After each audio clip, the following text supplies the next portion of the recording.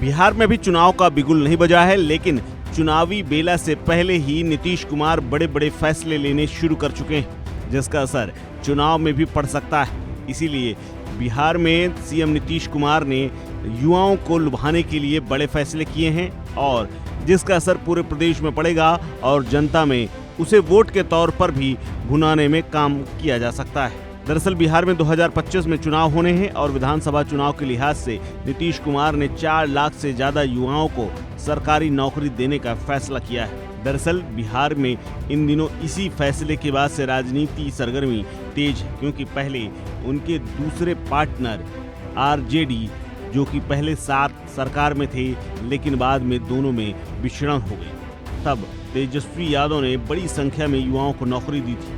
अब बिहार में एक बार फिर से नौकरी और रोजगार की बहार आने वाली है, जिसका पूरा श्रेय और पूरा क्रेडिट नीतीश कुमार लेना चाहते हैं। इसीलिए सीएम नीतीश कुमार ने 7 निश्चय पार्ट 2 के तहत सरकारी नौकरी और रोजगार देने के निर्धारित लक्ष्य को मिशन मोड में पूरा करने के निर्देश दिए हैं, जिसके तहत 1 साल के भीतर 4,45,000 लोगों को सरकारी नौकरी और इसके अलावा 11 लाख लोगों को रोजगार उपलब्ध कराने की आदेश दिए गए हैं।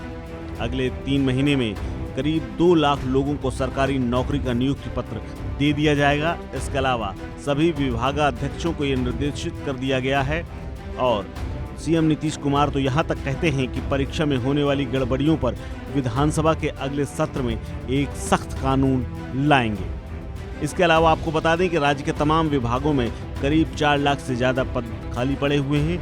जानकारी के मुताबिक 2025 में होने वाले विधानसभा चुनाव से पहले इन सभी पदों को भरने की कवायद है। सबसे ज्यादा वैकेंसी शिक्षा विभाग में है, स्वास्थ्य विभाग में नौकरी निकाली जानी है। खुद मुख्यमंत्री नीतीश कुमार 2025 से पहले 10 लाख लोगों को नौकरी देने का वादा कर चुके हैं, जिसे पूरा करना बेहद जरूरी है, क्योंकि लोकसभा चुनाव के बाद विधानसभा चुनाव पर पूरी सबकी नजर रहेगी। इसके अलावा सबसे ज्यादा भर्तियां जो होनी है उन विभागों की बात करें तो शिक्षा विभाग, स्वास्थ्य, गृह, ऊर्जा, ग्रामीण विकास, जल संसाधन, परिवहन, राजस्व, भूमि सुधार, श्रम संसाधन समेत 45 विभागों में बहाली होनी है।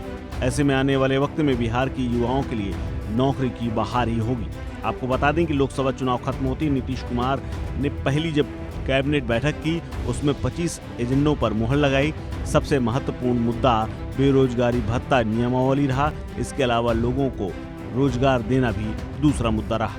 साथ ही नीतीश कैबिनेट ने रेवेन्यू एडमिनिस्ट्रेशन से जुड़े हुए ओल्ड जुडिशियल आदेश, जमीन के नक्शे संबंधित भू अभिलेख के साथ दूसरे खास दस्तावेजों को ऑनलाइन करने की मांग पर भी मुहर लगाई थी। और अब आने वाले समय में नीतीश कुमार सबसे ज्यादा युवाओं पर फोकस करना चाहते हैं। इसीलिए नए स्कूल और जहां जहां स्कूल खाली है वहां शिक्षकों की और जिन अस्पतालों में डॉक्टर नहीं है, नर्सिंग स्टाफ नहीं है, वहां सबसे ज्यादा तवज्जो दी जाएगी। इस खबर में फिलहाल इतना ही। अपडेट्स के लिए बने रहिए वन इंडिया हिंदी के साथ।